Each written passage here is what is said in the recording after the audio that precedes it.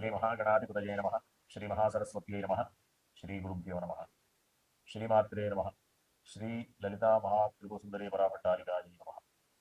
మనం అక్టోబర్ నెలలో ఉన్నటువంటి ద్వాదశ రాశుల యొక్క ఫలితాంశాలలో భాగంగా ఇప్పుడు కుంభరాశి వారికి ఉన్నటువంటి గ్రహస్థితి రీత్యా ఉన్నటువంటి రాశి ఫలాలు చెప్పుకుందాం.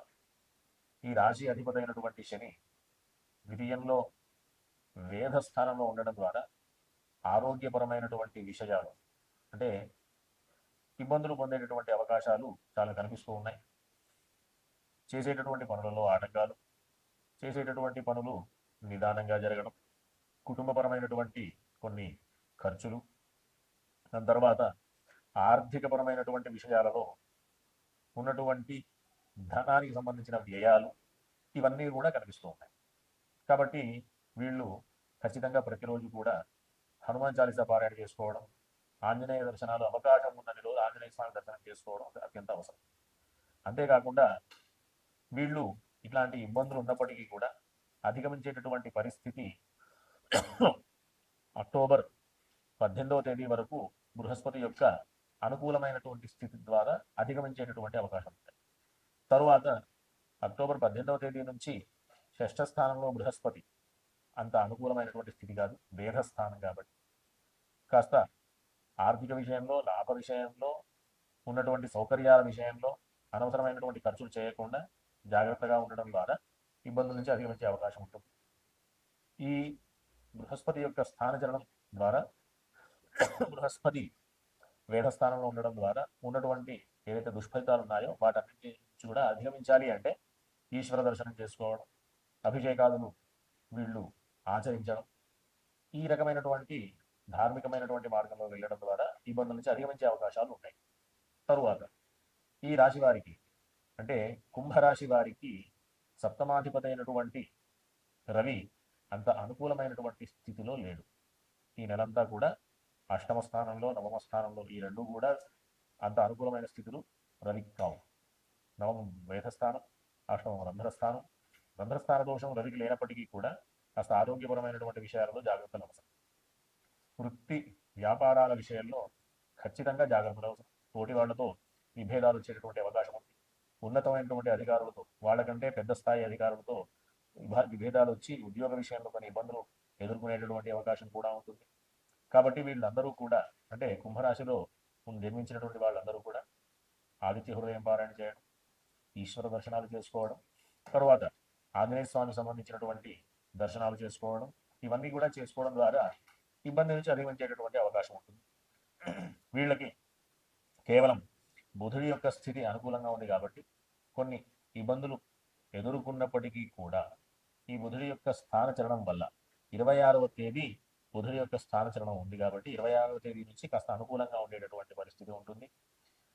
ఈ విధంగా కనుక అందరూ కూడా ఇబ్బందుల నుంచి అధిగమించాలి అంటే దైవికమైనటువంటి మార్గం తప్ప వేరొక మార్గం లేదు. కాబట్టి మనం దర్శనాలు, స్తోత్ర పారాయణ చెప్పినటువంటి విధంగా ఆంజనేయ దర్శనాలు, ఈశ్వర దర్శనాలు, ఆదిత్య హృదయం పారాయణ చేసుకోవడం, ఇవన్నీ కూడా చేయడం ద్వారా ఇబ్బందుల నుంచి అధిగమించేటటువంటి అవకాశం ఉంటుంది. కాబట్టి ఇవన్నీ కూడా ముందు జాగ్రత్త చర్యలు కాబట్టి అందరూ కూడా సుఖంగా ఉండాలనేటటువంటి విధంగా ఇవి అందరికీ తెలియజేసేటటువంటి ప్రయత్నం అన్నమాట. మనం ఇప్పుడున్నటువంటి కాలమాన పరిస్థితుల ప్రకారంగా సమాజంలో ఉన్నటువంటి అనవసరమైనటువంటి అలవాట్లు, అనవసరమైనటువంటి మార్గాలలో ఇప్పుడు మనం జీవనాన్ని గడుపుతున్నాం కాబట్టి అనేక రకాలైనటువంటి ఇబ్బందుల్ని మనం మన కర్మ ఫలంగా మనమే అనుభవిస్తూ ఉన్నాం.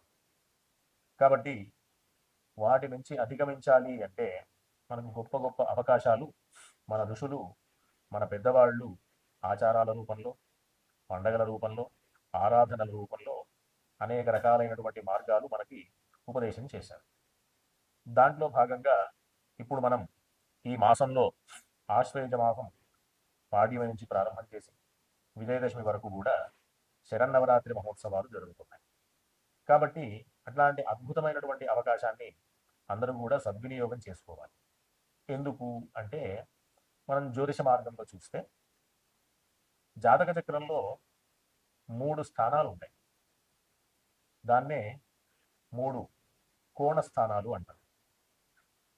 రాశి చక్రం, లేకపోతే లగ్నం, అక్కడి నుంచి 5వ స్థానం, అక్కడి నుంచి 5వ స్థానం. వీటన్నిటికీ కూడా లక్ష్మీ స్థానాలు అని పేరు. ఇంకా ఏంటి అంటే పూర్వపుణ్యాన్ని సూచించేటటువంటి స్థానాలు. ఈ రకంగా మనం ఈ జన్మలో ఏది పొందాలన్నా పూర్వజన్మలో చేసుకున్నటువంటి పుణ్య ఫలితమే ఆధారం కాబట్టి అట్లాంటి పుణ్య ఫలితాన్ని పెంచుకునే ప్రయత్నంగా ఈ అమ్మవారి యొక్క ఆరాధనలు చేయడం ద్వారా అనేక రకాలైనటువంటి ఇబ్బందుల నుంచి అధిగమించి సుఖ సంతోషాలతో ఉన్నటువంటి జీవనాన్ని గడిపేటటువంటి అవకాశాన్ని పొందుతాం.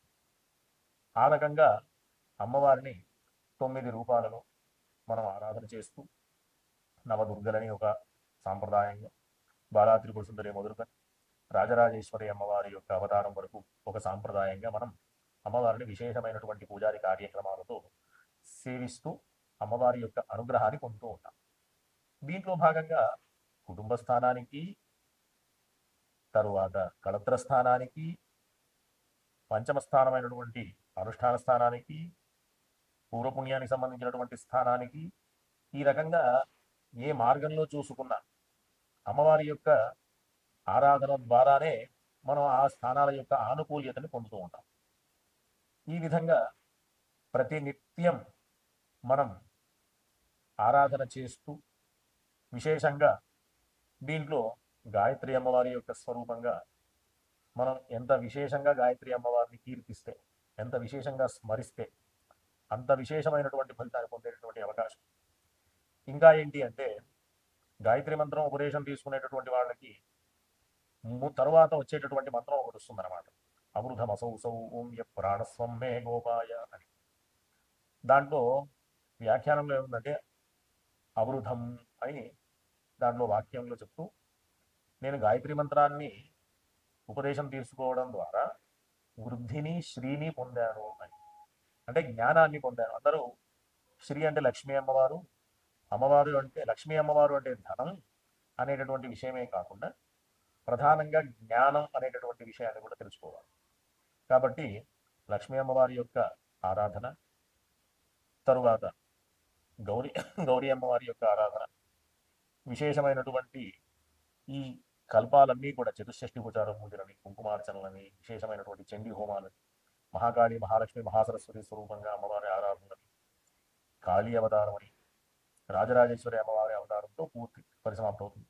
దీంట్లో సరస్వతి అమ్మవారి యొక్క పూజా విశేషాలు ఇవన్నీ కూడా మనం నవరాత్రి మహోత్సవాలలో మనం ఆరాధనలో భాగంగా ఆచరిస్తూ ఉంటాం. కాబట్టి అందరూ కూడా ఈ విశేషమైనటువంటి అవకాశాన్ని సద్వినియోగం చేసుకుంటూ చక్కగా నవరాత్రులలో అమ్మవారి సేవ చేసుకుంటూ ఉన్నటువంటి ఇబ్బందులన్నీ కూడా అధిగమించేటటువంటి ప్రయత్నం చేయాలి. ఒకటైతే మనం ఈ ప్రస్తుత కాలమాన పరిస్థితుల ప్రకారం అందరికీ సంబంధించినటువంటి విషయం ఒకటి ఉంది. ఏంటంటే ఆర్థిక సమస్య.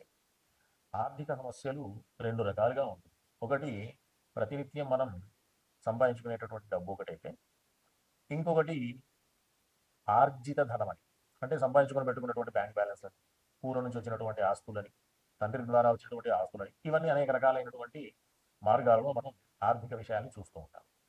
దానికి సంబంధించినటువంటి అన్ని రకాలైనటువంటి ఇబ్బందుల్ని అధిగమించాలి అంటే ప్రతి ఒక్కరూ కూడా ఈ నవరాత్రులలో లలిత అష్టోత్తరం, అంటే మహాకాళి మహాలక్ష్మి మహాసరస్వతి అమ్మవారి స్వరూపంగా బీజాక్షరాలతో పూజ చేస్తూ కుంకుమార్చన చేస్తూ ఆ నామాల యొక్క స్మరణ చేసినంత మాత్రాన మనకు ఉన్నటువంటి ఇబ్బందులన్నీ కూడా తొలగిపోతాయి. ఒకటైతే లక్ష్మీ అష్టోత్తర స్తోత్రాన్ని గనక, ఇవన్నీ అంటే ఈ లలిత అష్టోత్తరం కానీ లలితా సహస్రం కానీ విశేషమైనటువంటివి అన్నీ చేయలేనటువంటి వాళ్ళు కూడా ఉంటారు కదా. వాళ్ళందరికీ కూడా లక్ష్మీ అష్టోత్తర స్తోత్రం అది పూర్తిగా ఒకసారి చదివితే కనీసం ఒక 5 నుంచి 6 నిమిషాలు పడుతుందంటే, వృద్ధున మధ్యాహ్నం సాయంత్రం ఈ నవరాత్రుల్లో కనుక చదివితే అనుకున్నటువంటి పనులన్నీ కూడా అధిగమిస్తారు. ఇంకా ఏంటి అంటే ఆర్థికపరమైనటువంటి ఇబ్బందులు తొలగిపోగా ఆర్థికపరమైనటువంటి అభివృద్ధిని కూడా వీళ్ళు పొందేటటువంటి అవకాశం ఉంది. కాబట్టి అందరూ కూడా ఈ మార్గంలో వెళుతూ లక్ష్మీ అష్టోత్తర స్తోత్రం గుర్తుంచుకోండి. అందరూ కూడా అది రోజుకి 3 సార్లు పారాయణ చేయండి. విశేషమైనటువంటి ఆర్థిక లాభాన్ని పొందేటటువంటి అవకాశాన్ని పొందండి.